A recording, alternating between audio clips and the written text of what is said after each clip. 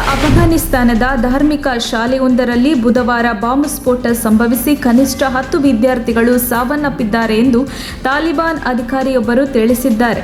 ಸಮಂಗನ್ ಪ್ರಾಂತ್ಯದ ರಾಜಧಾನಿ ಅಯಕ್ಬನ್ನಲ್ಲಿರುವ ಆಲ್ ಜಿಹಾದ್ ಮದ್ರಾಸದಲ್ಲಿ ಮಧ್ಯಾಹ್ನದ ಪ್ರಾರ್ಥನೆಯ ಸಮಯದಲ್ಲಿ ಸ್ಫೋಟ ಸಂಭವಿಸಿದೆ ಎಂದು ನಗರದ ನಿವಾಸಿಯೊಬ್ಬರು ಮಾಧ್ಯಮಕ್ಕೆ ತಿಳಿಸಿದ್ದಾರೆ. ಶಾಲೆಯಲ್ಲಿ ಹೆಚ್ಚಿನ ವಿದ್ಯಾರ್ಥಿಗಳು ಚಿಕ್ಕವರಿದ್ದು ದಾಳಿಯಲ್ಲಿ ಹಲವಾರು ವಿದ್ಯಾರ್ಥಿಗಳು ಗಾಯಗೊಂಡಿದ್ದಾರೆ ಎಂದು ಆಂತರಿಕ ಸಚಿವಾಲಯದ ವಕ್ತಾರ್ ಅಬ್ದುಲ್ ನಫಿ ಟಕೂರ್ ತಿಳಿಸಿದ್ದಾರೆ.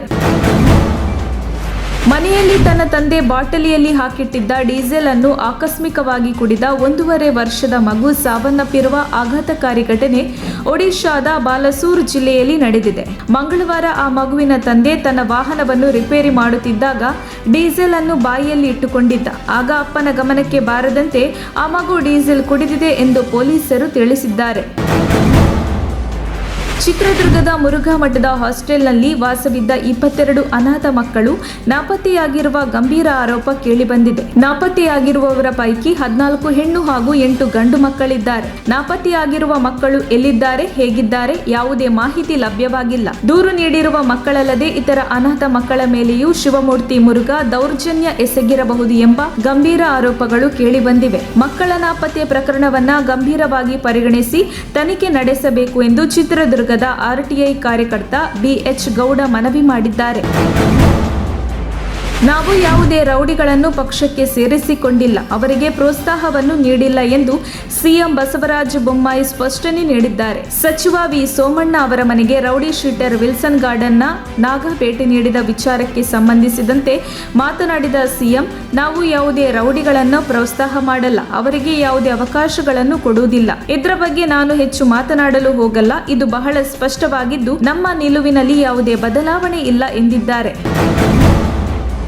ಚುನಾವಣೆಯಲ್ಲಿ ನಿಂತವರಲ್ಲಿ ಯಾರು ಒಳ್ಳೆಯವರು ಕಾಣದಿದ್ದರೆ ನೋಟಾಗೆ ಒತ್ತಿ ಎಂದು ಕರ್ನಾಟಕ ವಿಧಾನಸಭೆಯ ಸಭಾಧ್ಯಕ್ಷ ವಿಶ್ವೇಶ್ವರಯ್ಯ ಹೆಗಡೆ ಕಾಗೇರಿ ಕರೆ ನೀಡಿದ್ದಾರೆ. ಕಲಬುರಗಿ ಜಿಲ್ಲಾಡಳಿತದಿಂದ ಆಯೋಜಿಸಿದ್ದ ಚುನಾವಣೆ ವ್ಯವಸ್ಥೆಯಲ್ಲಿ ಸುಧಾರಣೆಗಳ ಅಗತ್ಯತೆ ಸಂವಾದ ಕಾರ್ಯಕ್ರಮದಲ್ಲಿ ಮಾತನಾಡಿ, ಚುನಾವಣೆಯಲ್ಲಿಂದು ಹಣ, ತೋಳ್ಬಲ ಹಾಗೂ ಜಾತಿ ಬಲ ಪ್ರಮುಖ ಪಾತ್ರ ವಹಿಸುತ್ತದೆ. ಸಂವಿಧಾನಬದ್ಧವಾಗಿ ಸಿಕ್ಕಿರುವ ಮತದಾನದ ಹಕ್ಕನ್ನು ಮತದಾರರು ಅರಿಯಬೇಕು. ಮತ ಮಾರಾಟ ಮಾಡದೆ ಸ್ಪರ್ಧಾಳುಗಳಲ್ಲಿ ಉತ್ತಮರನ್ನು ಆಯ್ಕೆ ಮಾಡಿ ಒಂದು ವೇಳೆ ಚುನಾವಣೆ ನಿಂತವರಲ್ಲಿ ಯಾರು ಒಳ್ಳೆಯವರು ಕಾಣದಿದ್ದರೆ ನೋಟಾಗೆ ಒತ್ತಿ ಎಂದು ಹೇಳಿದ್ದಾರೆ. ತಮಿಳುನಾಡಿನ ಕನ್ಯಾಕುಮಾರಿಯ ಫ್ಲೈವುಡ್ ಕಂಪನಿಯಲ್ಲಿ ಪದೇ ಪದೇ ಸಿಸಿಟಿವಿ ಕ್ಯಾಮೆರಾಗಳು ಕಳ್ಳತನ ಆಗುತ್ತಿದ್ದವು. ಕಳ್ಳರನ್ನು ಪತ್ತೆ ಹಚ್ಚಲು ಕಂಪನಿಗಳಲ್ಲಿ ಸಿಸಿಟಿವಿಗಳನ್ನು ಇಟ್ಟಿದ್ದಾರೆ. ಆದರೆ ಸಿಸಿಟಿವಿಯನ್ನೇ ಕದ್ದು ಬಿಟ್ಟರೆ ಕಳ್ಳ ಯಾರೆಂದು ಪತ್ತೆ ಹಚ್ಚೋದು ಕಷ್ಟ. ಇಲ್ಲಿ ಮಂಗವೊಂದು ತಿಳಿದೋ ತಿಳಿಯದೆಯೋ ಇದನ್ನು ಮಾಡಿದೆ. ಮಂಗ ತರ್ಲೆ ಮಾಡೋಕೆ ಶುರು ಮಾಡಿದ್ರೆ ಏನು ಮಾಡುತ್ತೆ ಅನ್ನೋದೇ ಗೊತ್ತಾಗೋದೇ ಇಲ್ಲ. ಕಂಪನಿಯಲ್ಲಿ 13 ಸಿಸಿಟಿವಿ ಕ್ಯಾಮೆರಾಗಳನ್ನ ಕದ್ದು ಕಂಪನಿ ಮಾಲೀಕನಿಗೆ ತೊಂದರೆ ಕೊಟ್ಟಿದೆ.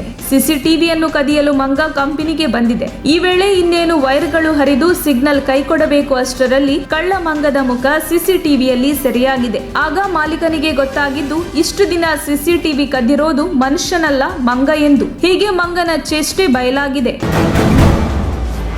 ಸಮಾಜದಲ್ಲಿ ನಿರ್ಲಕ್ಷ್ಯಕ್ಕೆ ತುತ್ತಾಗಿದ್ದ ಮಂಗಳಮುಖಿಯರು ಇದೀಗ ದೇಶದಲ್ಲಿ ಇತಿಹಾಸ ಬರೆದಿದ್ದು ಇದೇ ಮೊದಲ ಬಾರಿಗೆ ಸರ್ಕಾರಿ ವೈದ್ಯರಾಗಿ ಅಧಿಕೃತವಾಗಿ ನೇಮಕಗೊಂಡಿದ್ದಾರೆ. 2015ರಲ್ಲಿ ಲೈಂಗಿಕ ಅಲ್ಪಸಂಖ್ಯಾತರು ಎಂಬಿಬಿಎಸ್ ಪದವಿ ಮುಗಿಸಿದ್ದರು. ನಂತರ ಕೆಲವು ವರ್ಷ ಖಾಸಗಿ ಆಸ್ಪತ್ರೆಗಳಲ್ಲಿ ವೈದ್ಯರಾಗಿ ಸೇವೆ ಸಲ್ಲಿಸಿದ್ದರು. ಇದೀಗ ಸರ್ಕಾರಿ ವೈದ್ಯರಾಗಿ ಅಧಿಕೃತವಾಗಿ ನೇಮಕವಾಗಿದ್ದಾರೆ. ಈ ಮೂಲಕ ಇಂತಹದೊಂದು ಅಪರೂಪದ ಸಾಧನೆ ಮಾಡಿದ ದೇಶದ ಮೊದಲ ಮಂಗಳಮುಖಿಯರು ಎಂಬ ಕೀರ್ತಿಗೆ ಪ್ರಾಚಿ ರಾಥೋಡ್ ಹಾಗೂ ಋತುಜಾನ್ ಫಾಲ್ಭಾ ಭಾಜನರಾಗಿದ್ದಾರೆ.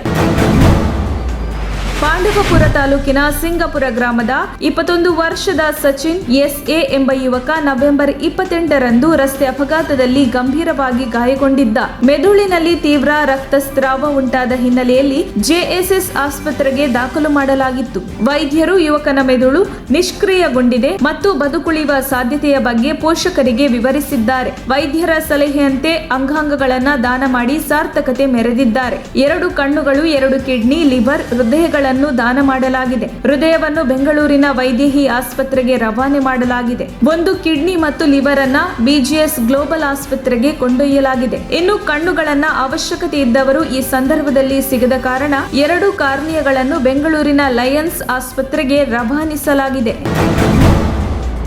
ತಂದೆಗೆ ಪೊಲೀಸ್ ಕಾನ್ಸ್ಟೇಬಲ್ ಹಲ್ಲೆ ಮಾಡುತ್ತಿರುವುದನ್ನು ನೋಡಿ ತಡೆಯಲು ಆಗದ ಕಾರಣ ರೈಲಿಗೆ ತಲೆಕೊಟ್ಟು ಯುವಕ ಆತ್ಮಹತ್ಯೆ ಮಾಡಿಕೊಂಡ ಘಟನೆ ಛತ್ತೀಸ್ಗಢದಲ್ಲಿ ನಡೆದಿದೆ. ಹರಿಶ್ಚಂದ್ರ ಜಿಂಡ್ಲೆ ಅವರ ಬೈಕ್ ಬಾಲಕಿಯೊಬ್ಬಳಿಗೆ ಡಿಕ್ಕಿ ಹೊಡೆದಿತ್ತು. ಈ ಸಂಬಂಧ ಶಾಲಾ ಬಾಲಕಿ ಪೊಲೀಸ್ ಠಾಣೆಗೆ ದೂರು ನೀಡಿದ್ದರು. ಈ ಸಂದರ್ಭ ಮನೆಗೆ ಭೇಟಿ ನೀಡಿದ ಪೊಲೀಸ್ ವಿಚಾರಣೆ ನಡೆಸಿ ತಂದೆಯನ್ನ ಠಾಣೆಗೆ ಕರೆದೊಯ್ದಿದ್ದರು. ಹರಿಶ್ಚಂದ್ರ ಪೊಲೀಸ್ ಠಾಣೆಗೆ ಹೋದಾಗ ಪೊಲೀಸ್ ಕಾನ್ಸ್ಟೇಬಲ್ ತಂದೆಯನ್ನ ಥಳಿಸುತ್ತಿದ್ದರು. ಇದನ್ನು ನೋಡಿದ ಕೂಡಲೇ ರೈಲ್ವೆ ನಿಲ್ದಾಣಕ್ಕೆ ಹೋಗಿ ರೈಲಿಗೆ ತಲೆಕೊಟ್ಟು ಆತ್ಮಹತ್ಯೆ ಮಾಡಿಕೊಂಡಿದ್ದಾನೆ ಎಂದು ತಿಳಿದು ಬಂದಿದೆ.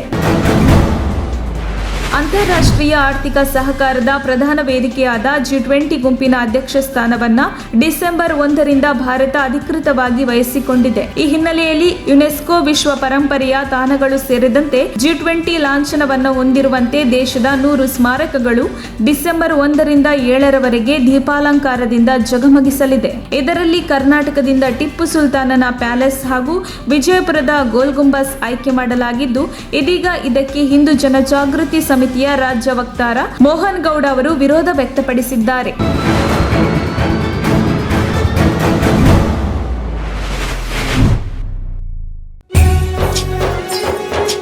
ನಿಮ್ಮ ಮೆಚ್ಚಿನ ನಮ್ಮ ತುಮಕೂರು ಮಾಧ್ಯಮ 1 ವರ್ಷ ಪೂರೈಸಿದ ಈ ಸಂದರ್ಭದಲ್ಲಿ ನಮ್ಮ ತುಮಕೂರು ಮಾಧ್ಯಮ ನಿಮಗೆ ಧನ್ಯವಾದಗಳನ್ನ ತಿಳಿಸುತ್ತದೆ ಮತ್ತು ನಿಮ್ಮ ಪ್ರೀತಿಗೆ ಸದಾ ಚಿರಋಣಿಯಾಗಿರುತ್ತದೆ.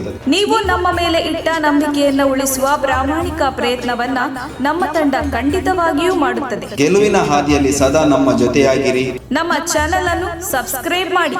ಸುದ್ದಿ ಅನ್ನೋದು ಬರೀ ಕಥೆಯಾಗದೆ ನೊಂದ ಜೀವ ಗಾಳಿಗೆ ಬೆಳಕಾಗಿದೆ, ಗೆಲುವಿನ ಹಾದಿಯಲ್ಲಿ ನಗು ಮೂಡಿದೆ.